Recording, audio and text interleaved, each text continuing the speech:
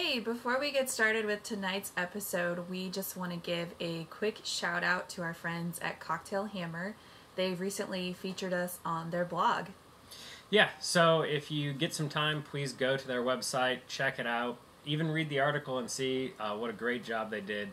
It's a really cool website. They do lots of stuff with whiskey and different articles and everything like that. I'll definitely link all the information in the chat below. And yeah, hope you enjoy this episode. It's a good one.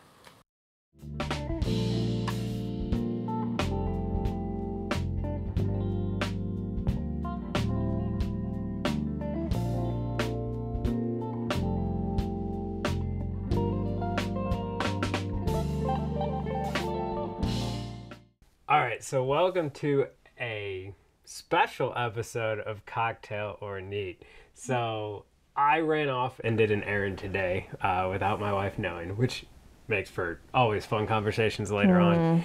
But if you've been watching our channel, you understand that the premise of this is my wife is getting into the bourbon hobby and enjoying and learning and figuring things out along the way. Yeah. So I figured what better way than for us to start a journey together and occasionally trying a Scotch or two. So this is going to be our first ever episode and our first ever attempt at going into Scotches. Oh boy. I did not know he was going down this route. So after doing some research and watching a bunch of channels, one of the channels I love to watch because they're hilarious is the Whiskey Tribe. And on that, they recommended over Christmas, one of the gifts they'd really like to get is Longmorn 16. So I was able to run out real quick and find a bottle. Okay. So we're going to give this a shot. Okay. So this is a Speyside. So Scotches, you get... Speyside? Speyside. Speyside? Yeah. Like space is in outer space? Yeah, kind of. Oh, Speyside. Okay. So... Speyside. Ooh, it's got a like fancy leather bottom. That is fancy. All right. I'm getting excited. So Scotches are broken into 4 regions. You have Speyside, you have Islay, you have, oh gosh, what are the other ones? The Highlands and the Western Highlands is what it looks like. So what we have here for the first one is a Speyside. Okay. And this one is one that is finished in brandy barrels. Okay. Or not bourbon barrels, sorry. Oh, okay. So Well, still, this sounds okay. Keep going. So it's finished in bourbon barrels. It's a single malt. So it's aged 16 years. So all these wonderful things. And it's recognized as a Scotch that a bourbon drinker might enjoy. Okay. So a good one for us to start with. Yes.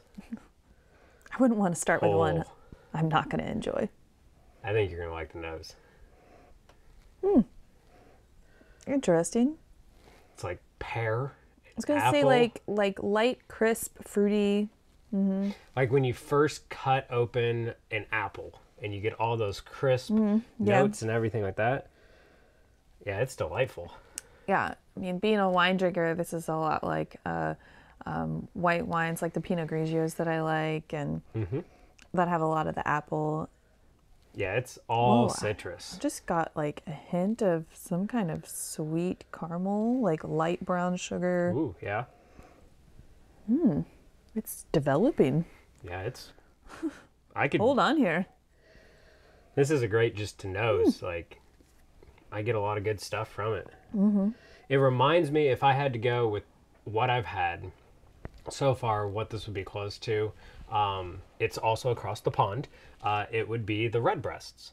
Okay, So they're the Irish whiskey, or a good example, a single malt that is getting popular out of North Carolina is Rua. That one is really, really good and has a lot of the similar notes. Okay. All right, so let's go on in. Now I'm getting almost like a tart cherry, which I don't know.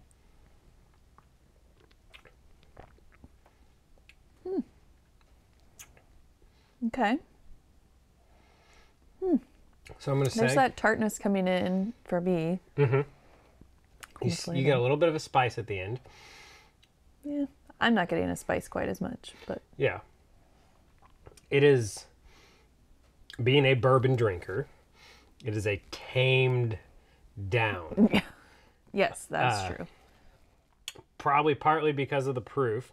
So this is 96 proof, so that's kind of like a lot of those lower bourbons and everything like that. But still getting up there to that, what we like to call our sweet spot, right around 100 proof. But yeah, it's interesting. It is. Like, again, it's really reminding me a lot of the wines that I drink. And yeah, it still reminds me of like a Pinot Grigio. Like, there's a slight oakiness, which is probably why it's making me think of wine. Yeah, you get the oak on the end. And during the middle, you get, like, I want to say, I mean, there's no caramel, no vanilla, none of those normal bourbon notes that I'm used to. No, but there's a sweetness. Yes, I'd say like a honey. Yeah. Is what I get. Well, and then honey comes in like Pinot Grigios and other white wines. It's a flavor that comes in. I don't think there's not like any citrus like I would normally get in white wine. Definitely just like that, like you said, apple, pear, fruity. And are you getting the tartness, or am I just the only one getting that? Yeah, it's like a green apple would be a good example. It's good. And then there's that bit of sweetness that's like separate. That stands out. It's good. Yeah. Good choice. I know. Good job on the first one. Yes.